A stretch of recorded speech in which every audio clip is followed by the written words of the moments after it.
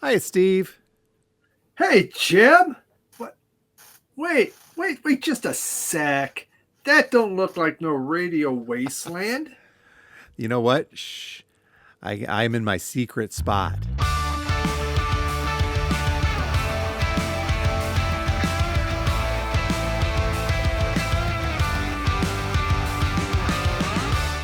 And welcome once again to Two Guys Talking About Records, a vinyl community podcast where each week we two guys get together and we talk about records. Except one of us is on a vacation at the moment. So we're still going to talk about records, though. How does that sound? My name is Jim, I and think that, I own a record store, but this isn't a record store behind me. and I am Steve, obviously the one that is not on vacation, and I am a record collector, and that is what is behind me. So, Steve, I got to explain a little bit. Yes, I'm in my secret fun spot, my happy place, coming to you from Michigan's Upper Peninsula. As we come up here a lot, my mother lives up here, and we took a week off from the store to enjoy the great northern part of Michigan, which is just great. So, but also this town, we're in the town of Curtis, Michigan. For those of you that want to look on a map, and for those that are really interested, this is South Manistee Lake behind me. But what's really cool is that this is not far from my secret vinyl spot, the honey hole, if you will. And that is the subject of today's episode. That's right. If Jim can do it, because Jim's going to be doing a lot of this. Well, yes, I am. There is a lot of mosquitoes, but there's this nifty little invention, Steve, called the thermocell. I've Ah, used these for years when I used to shoot video for an outdoor show. They work wonders for us. So, but I might get a little wind. We might get a little wind chime. I've got something there stinging next to me, and there may be some birds in the background you'll hear from time to time. But that's all par for the course when you're all right. up in the wilds of the UP, so to speak. Yes, exactly. But it's a good place to go because, as I mentioned, the town of Newberry is where I know a guy. Let's call him Ed. Okay. And that's because it's his name. But I've known Ed for probably going on about 30 years or so, and even from my time when I lived up in the Upper Peninsula over in Marquette and went to school and such. But I've known him for a long time, and he's been a record dealer. And I've always kind of considered when I come up here and when I head over to Newberry, that is my secret spot. And we'll get to that in a little bit. I know you've got some, you call them honey holes. That's a good way to call them too. But the places that you may or may not talk about in wider circles of record collecting. You want to brag, but you also don't want to give away your secret. I'm just a little concerned when you're talking about. I know a guy. His name's Ed. He's my dealer. He's, I mean, now we just put all those right together. There, it sounds like you got a problem. well, yeah, I'm used to being the dealer, right? That's how that works That's right. normally. So the Hey, shoes hey. on the other foot. But yeah, I've known Ed longer, much, much longer than I've owned a record store. So I still go, I still Ed. go to that well whenever I'm up here. Yeah, you're just going. Ed, you got a Metallica under the counter? Do you? Do you? Well, it's not even a counter, but we'll get to that. We'll get to that here in a couple of minutes. But as this is the Okay, Vinyl not Community even a counter. Podcast, what we like to do each week when we do the show, and it may be a little jumpy here because I don't know if my connection makes it this far into the woods, but we'll see what happens. But what we like to do each week is start off with our most recent pickups, and because Steve, I hit my secret spot. I've got a pile of stuff here, but I don't think we need to go through all of it. How about I go through just the stuff that I've got personally? Okay, all right. Uh, All right, there we How go. about you? What Well, do you have to kick us off with this week? I don't have a lot, only three. The first is some VCLT from my friends in Iceland, Jenna and Bjorn. They gave you the And finger I all the way don't, from Iceland. yeah, yeah, exactly right. This is, well, the name of the group is Singapore Sling Killer Classics. It is like shoegaze from Iceland. And it is just top notch. They had heard this. It's from Fuzz Club, and they go, man. and they sent it my way. I was blown away. Jen and Bjorn, they had sent me a wonderful book on Iceland, a tourist book that they had done, fantastic. And I really want to go there, and I want to absolutely meet them too. But this is a great album. It's again off Fuzz Club, so anybody can get it. Singapore Sling. These guys have been around since I think the aughts, and they have at least a dozen albums out. Wow. Not heard of them. Interesting stuff. And And, maybe and when we, yeah, maybe your next exactly. vacation. I think you did on your channel, you talked about your vacation spots. That was one of them. Yeah. Yeah, this is good stuff. And, we think of Iceland as Sigur Rós. Well, they also have shoegaze. Oh, there we go. So we have that. Then my third man record of the quarter came in. Okay. And it is Jack White, Break It All Down. So it is a 1, 2, 3 album set. I haven't listened to it yet. Of got a little patch. Got a stuff here. And a newsprint kind of poster that I'm not going to take out. And I'm sure this must be colored vinyl. I like Jack White, but do I need a 3 album set of the live stuff? Probably not. And here we go. It's black vinyl even. Huh. How about that? So, third man, Jack White, he's known for putting out some really good albums, like he did that Syd Barrett one. Mm-hmm. He's done one with Iggy Pop, and some of those are just excellent. I'm just not as big into all his live albums, which has come out quite often. I mean, obviously he's going to make more money on these, but I mean, it is a beautiful 3 album set. He does well with the packaging. So the final one is a group from England, Chapter House. And I had recently done a video on them on their EP, their very first EP they did. This is their first album.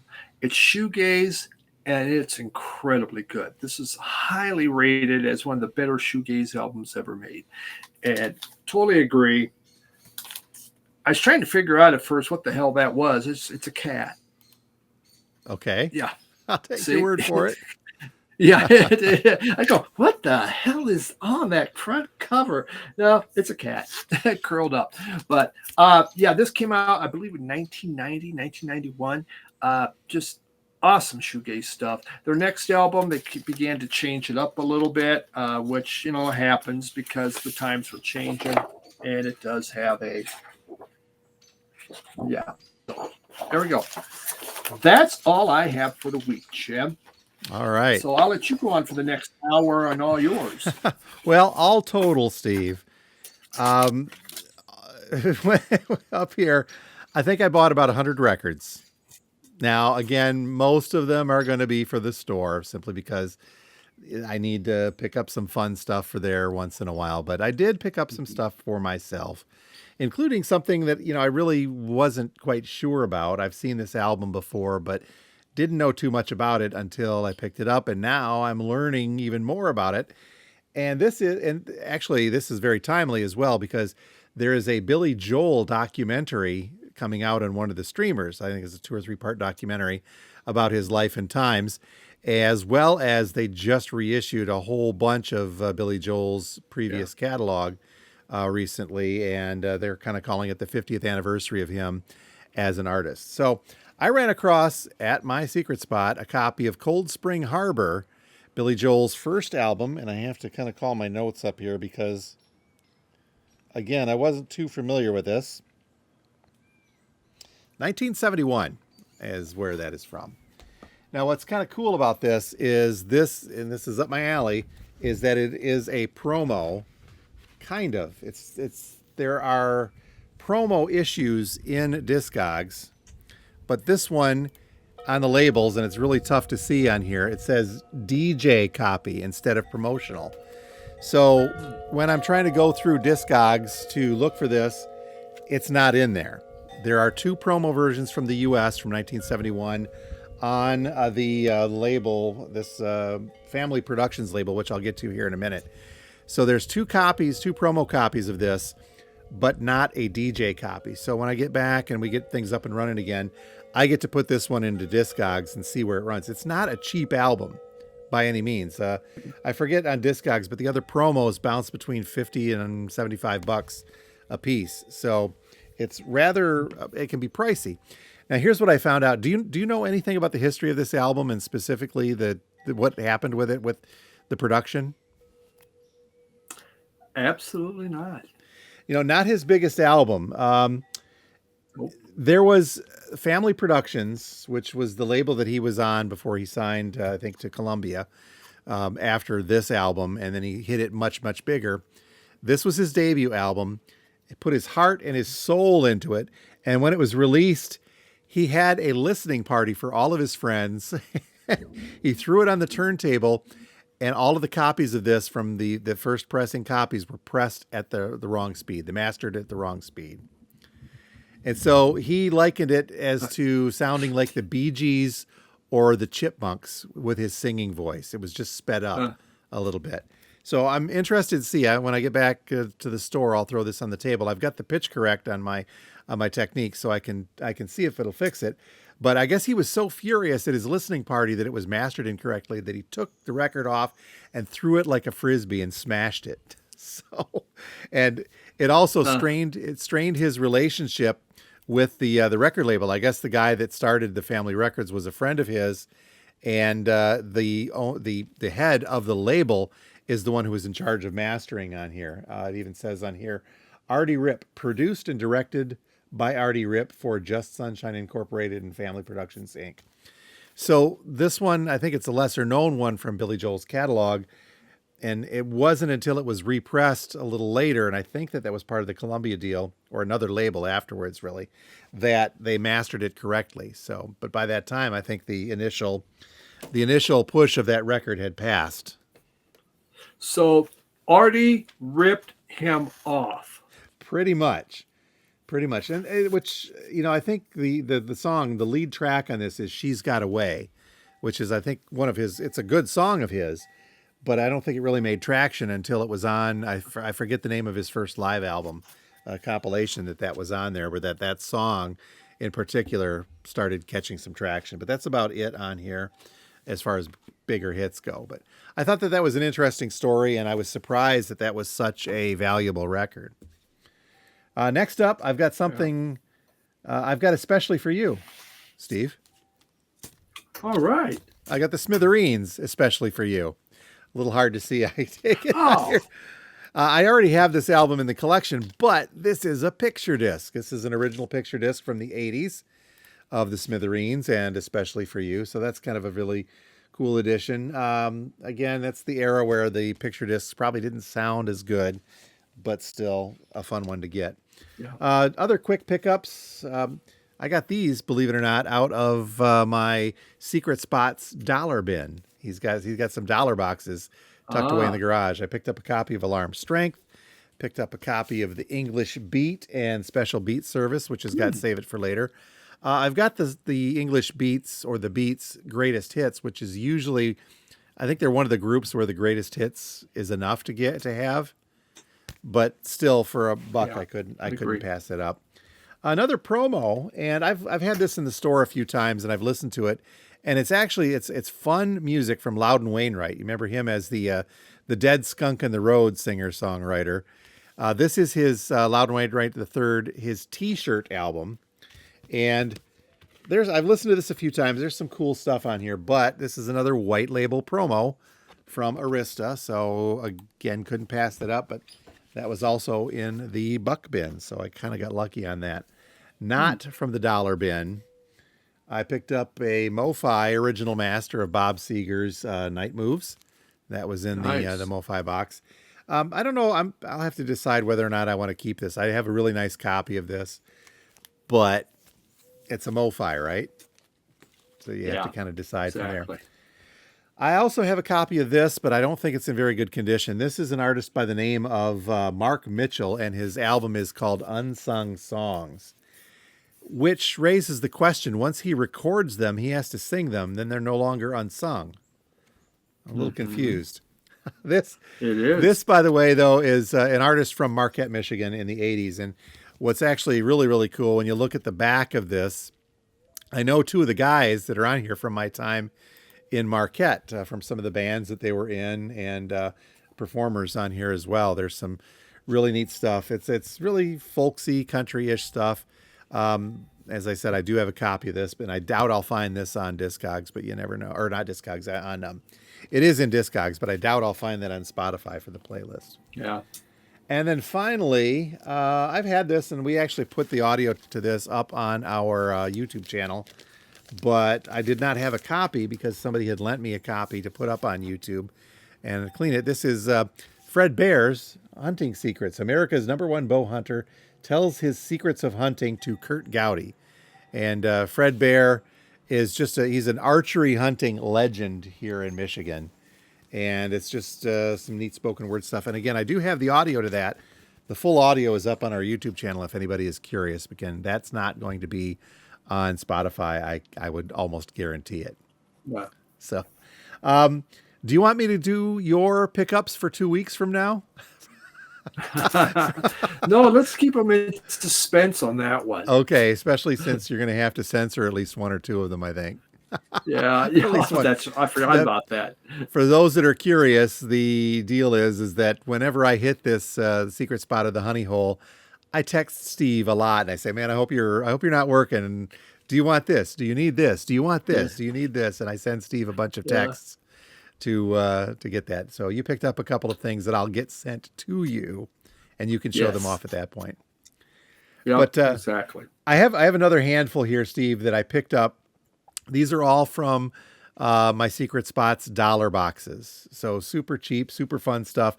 And I almost want to throw back to a couple of episodes back where we talked about the super weird stuff that we'd seen. The oddities, the weirdos, right? Mm-hmm.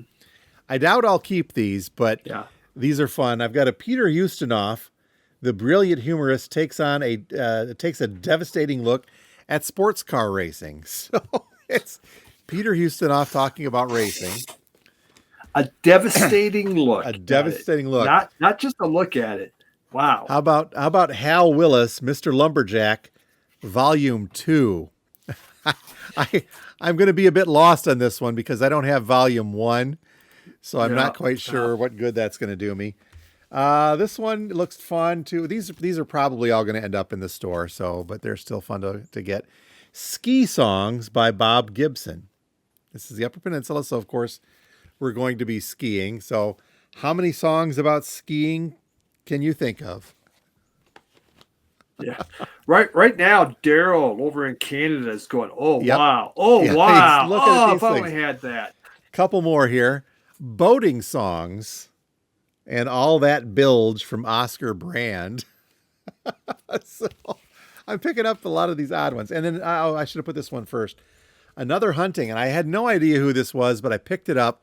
It's Hunting with Justin Wilson. And then when I got back to our camper, Kim said, "You know who that is? That's the Cajun Chef. He was on PBS and all the Food Network channels back 20, 30 years ago." And I remember seeing him and hearing about him, but this guy was a TV chef for the longest time. And he has got an album about hunting, duck hunting primarily. And well, I think it's a storytelling album, not so much a comedy album. Okay. And then one that I am absolutely confident, Steve, is going to skyrocket in price because of the death of an artist. You know, that's tragic sometimes. But when an artist passes away, sometimes that vinyl shoots through the roof, right? Especially a sealed copy. I've got a sealed double LP OG picture disc. Oh, no, it's a single LP picture disc. Unless you're going to snag this one. Do you want me to send this to you in the batch? This is Jimmy Swaggart, his 25th anniversary album, Silver Jubilee Edition picture disc from Jimmy Swaggart. And it is sealed, Steve. So, and it's numbered also. I didn't realize this. The numbering on this is 9,965 of 50,000 albums put out by this one. I'm pretty sure I'd have that in the lake by now. But oh, okay. Maybe this wasn't such a good buy. For someone, it will be. So that is it. I doubt I'll find most of that stuff that I picked up, especially the cheap stuff in the Spotify playlist section. But as we do each and every week with the recent pickups, and when we are able to talk about a few things, I'll put together a Spotify playlist so you folks can listen in on some of these things that we're talking about as well. You can find that link to the Spotify playlist in the description of both the YouTube episode as well as the Spotify episode. Just look down a little bit after you're done watching us. I saw a comment from somebody Yep. said that they paused us to listen to Wet Leg last week. Uh, Well, that's okay, but just make sure you come back if you're pausing to listen to the music. So all told, Steve, I think I mentioned I picked up about 100 records from my little secret spot here in the Upper Peninsula of Michigan. And I mentioned I've known Ed for a long time, and I go there whenever I get a chance and I have extra time while I'm up here. Usually I pick up a few things here or there, but he was actually kind of instrumental also when we started the store 8 years ago. I'd started the store. I think it was that summer. We were still kind of struggling to pick up some product. Talked with him, said, come on up. You can raid my back room, the garage, take what you need. And I ended up, I think, with 30 boxes of records, several thousand records mhm.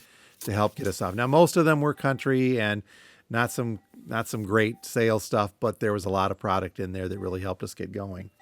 So Yeah. that is the type of thing that I like to look for. Now, when we talk about secret spots and you call them honey holes, what is it you think of? You say, I've got this honey hole that I want to go to. What I think of is finding things that you don't see at good prices. Yep. Price is important, you know, because you can find a lot of good things at super high prices, and it's called a museum. Yes. Or an antique store. Yeah, same thing. Same thing.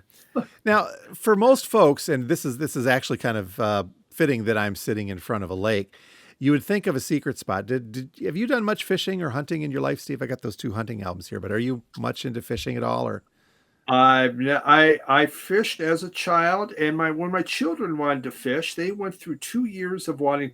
When that ended, we ended fishing. okay then.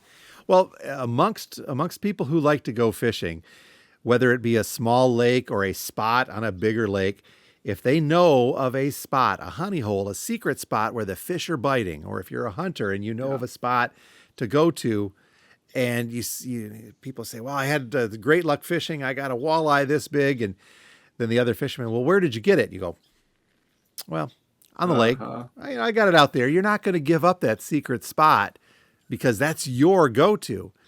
It's not quite the same for records, although maybe Yeah. sometimes you'd want to protect that. I'm not very good at protecting things, and so I found some great spots, and I record them, Yep. and I tell everyone where they're at, and they get excited, and then they go buy it, and I don't get it.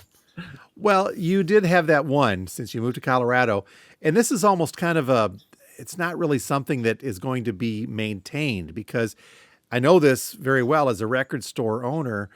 When those big collections come in, or you get those once in a 2 or 3 year collection that comes in, I did that with the punk collection.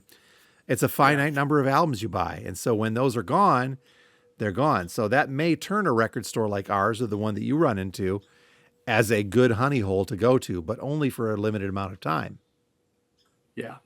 Uh, there's a few that I find every time I go, they would be great, but then there's some others very almost got in that special collection Yep. that you just go, holy smokes, right place at the right time. That's really kind of where you hit it. Now, the idea of a secret spot or honey hole is a little bit different for me because I go to a guy. We mentioned that earlier. I got a guy. Yeah. Now, Ed is and has been a record dealer, a guy who sells out of his house and goes to shows and sells online. You know a lot of folks like that. I know a lot of folks like that from, the record shows that Mhm. we've gone to or the ones that we used to put on with the store. And most times these guys, if you can if you, seeing them at a show is one thing, but if you cultivate a relationship and you say, mind if I stop over to your house? That's where the honey hole or the secret spot really hits because you get to see the stuff that doesn't travel with them to shows. Yeah. Like Steve Bale's house. That would be a honey hole. It would be, but Steve doesn't sell. So, I know. so Believe me, I know. yeah, you can look, but you can't touch, one of those things. Now, Yeah. now Uh-huh. Ed up here, for example, he has stopped doing shows. Again, I've known him for a long time, and he pretty much just sells out of his house. He doesn't sell online anymore either. So that, I think, for me, makes it more of a secret spot because A, it's in Michigan's Upper Peninsula, and it makes it more difficult for folks to get to. It's really, you've got to be on a vacation or a destination to Yeah. specifically go to a place like this. And I know a few others in northern lower Michigan are the same thing. These guys go to shows, but they've got one of them. I don't know if you remember Mike. He did our show a while ago. He's got two Mhm. locations in the northern lower peninsula. One of them is just this big old commercial building that is just chocked full of a lot of stuff and a lot of records. And you got to hit him in the Yeah. summertime.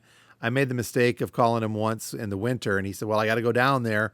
There's no electricity and there's no heat." So my digging time was cold and quick, but still, Yeah. it was fun to dig through that. Most of mine are in my travels, accidental. Hmm. But when possible, I try to go back because I find good stuff. Probably, your store was a honey hole. I mean, I you brought in this punk collection that was Yep. incredible. We've talked about a number of times that I rebuilt my punk collection from Radio Wasteland. Yep. I picked up this album, from you. I mean, Yep. Oh the yeah. first edition of the Misfits. I mean, this is just an incredible classic.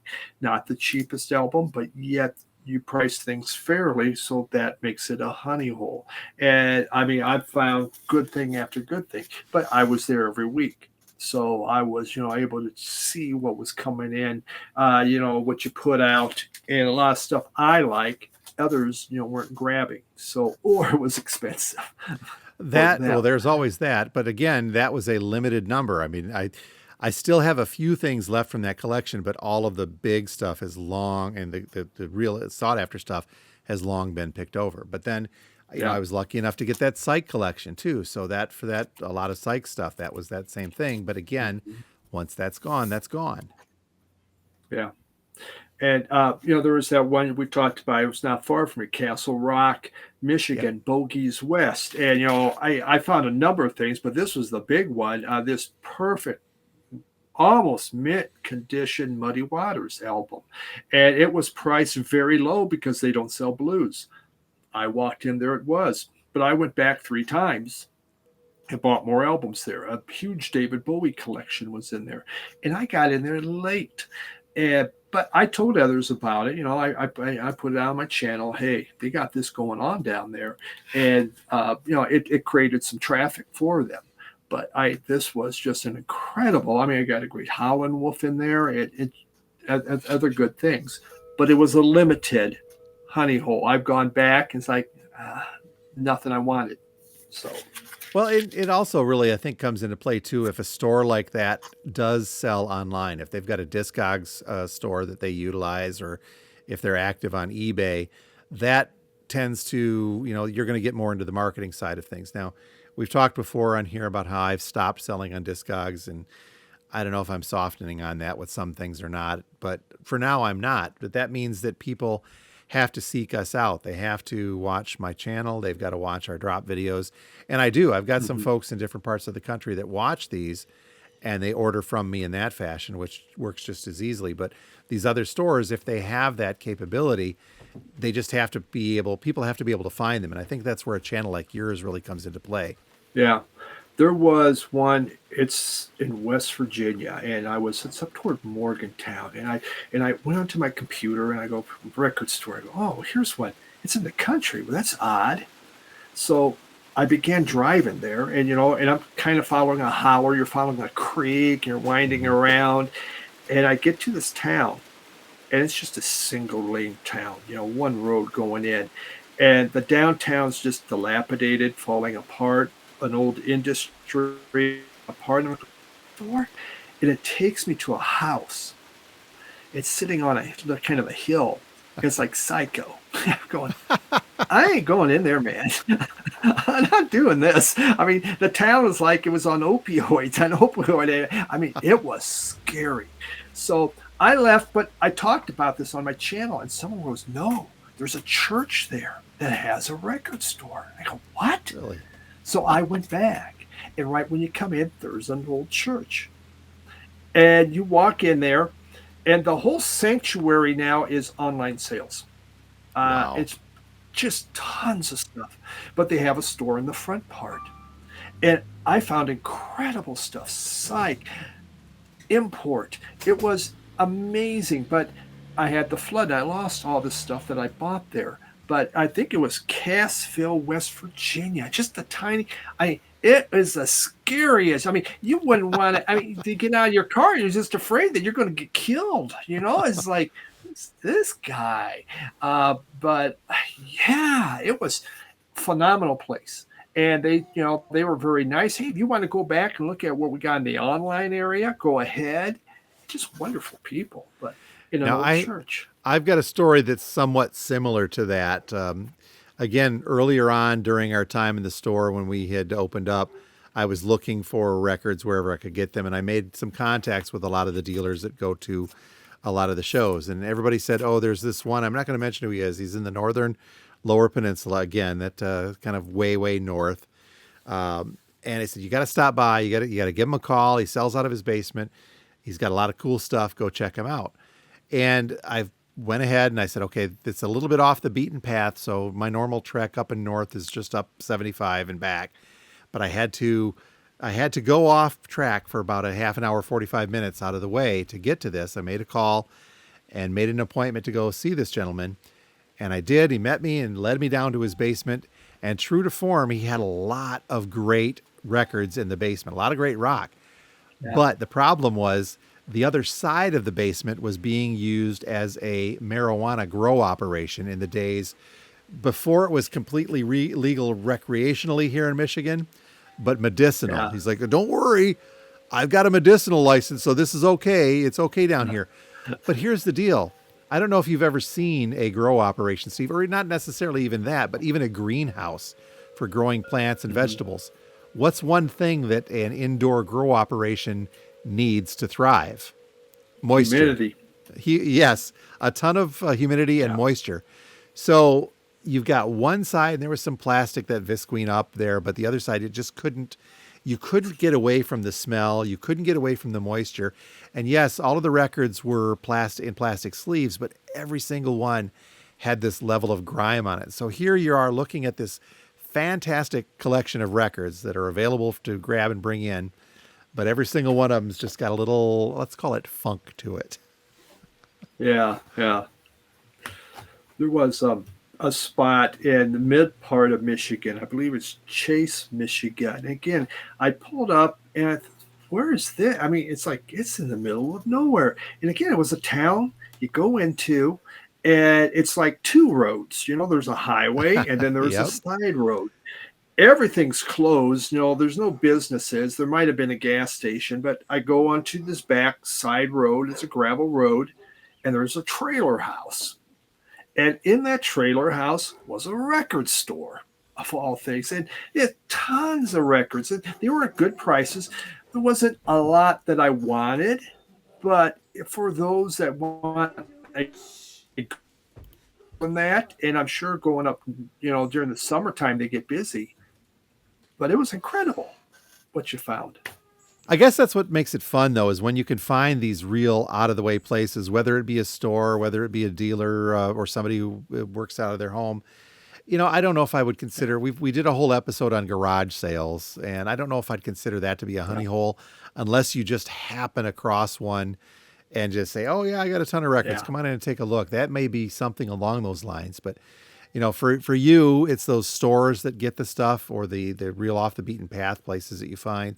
And for me, it's finding these people that I've cultivated relationships with over the years, saying, "Can I take a look? Do you mind?" And they know I own a record store, so I'm not trying to sneak anything over on them. I'm like, I'm here to look for myself, but I'm also here to restock some cool stuff. Charleston, West Virginia, I'd fallen into one of these, and every time I went there, he had good stuff. I think it's called Elk River or Elk Run Records, something like that. But I mean, one time I went in an original Pearl Jam 10. Wow. I went in next time an original Nirvana Utero. I he would it's just and they were good prices. They're in West Virginia, so it isn't. I guess he felt like there's no way I'm getting top dollar for this stuff. And every time on his wall there was great things. I mean, it was a great honey hole for me because I would stay in Charleston maybe once a month, and the first time I went in there, I go in, he goes, "You want a beer?" Well, okay.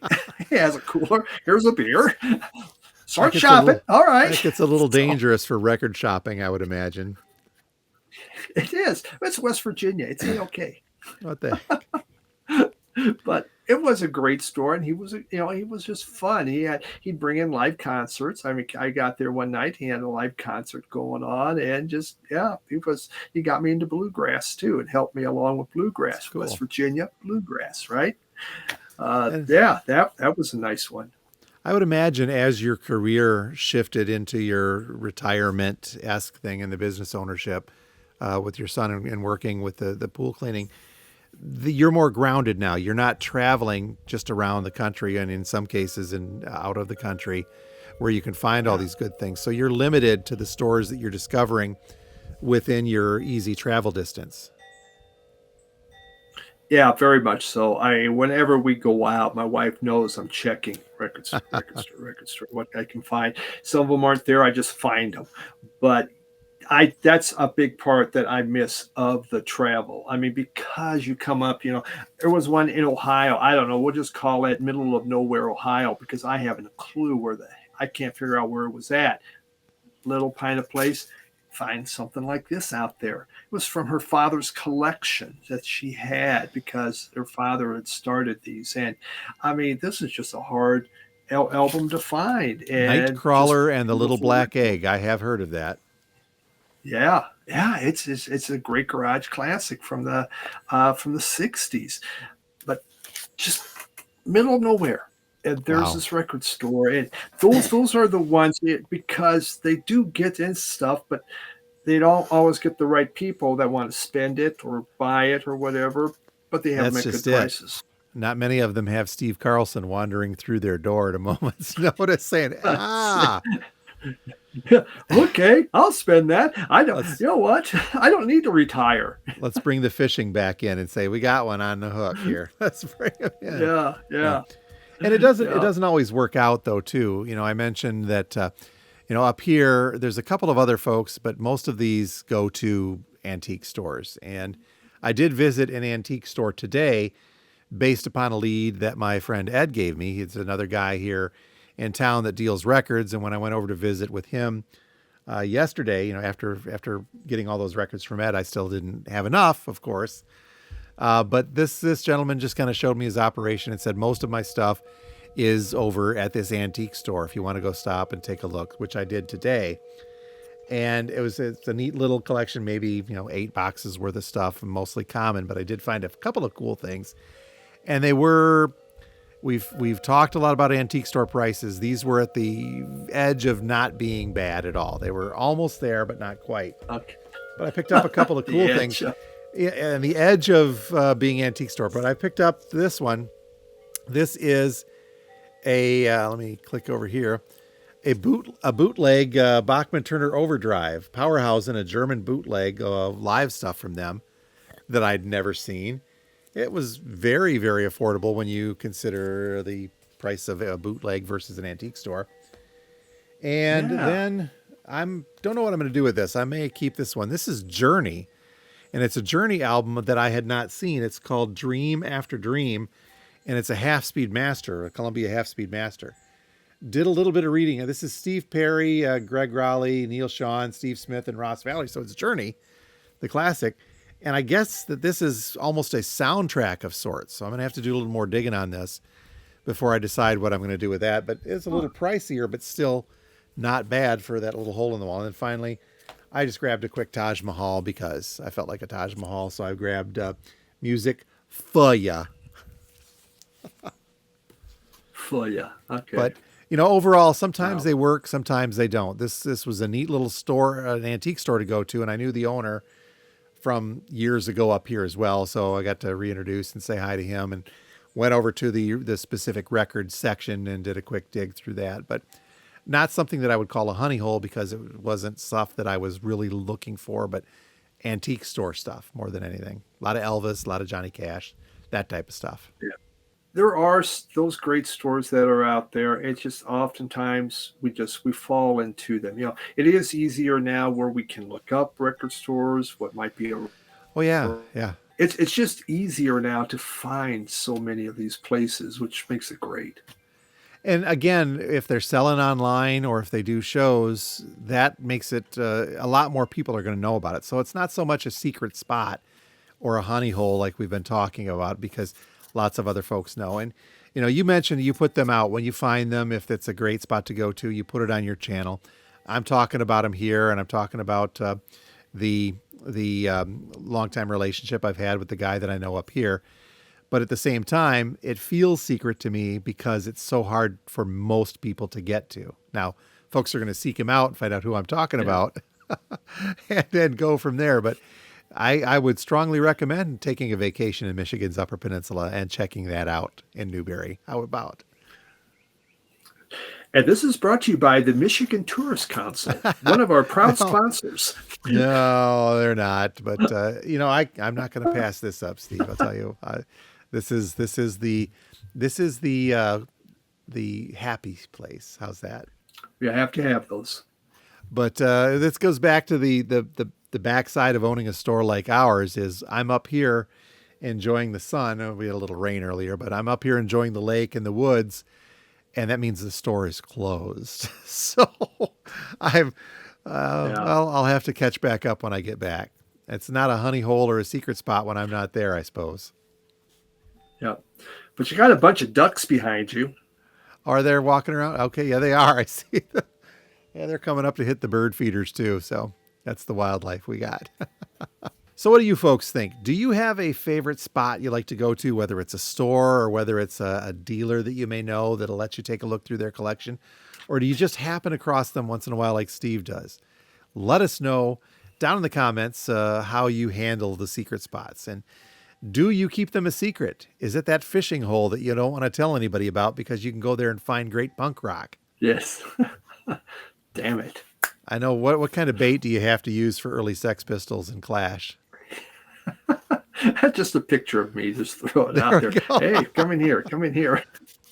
Well, check that out. Let us know what you folks think. And I do appreciate you, Steve, taking the time to meet up on my week off here and kind of outside of our regular recording hours for this. But we'll be back to normal, I think, next week. I hope. No, nice scenery. Hey, that's a lot. Thanks. That's very nice. I need to find a place like that. Well, you're in Colorado. I've seen that. You've got lots of cool places like that, Steve. I've got the lake and the water and the woods, but there's not a mountain in sight. So, rocky or otherwise. We'll work on it. All right. Yeah, true. All right. Well, as always, thank you folks for tuning in to Two Guys Talking About Records, a vinyl community podcast. And I think I'll be back at the store. Actually, I'll be back at the store probably by the time this airs. So we'll be back to normal and trying to figure out what we'll talk about next week or so. But as always, Steve, thank you so much for taking the time and chatting. So until next week, everyone, my name's Jim and I own a record store, but I'm on the lake right now. And I am Steve, and I am a record collector. Have a great week, everyone.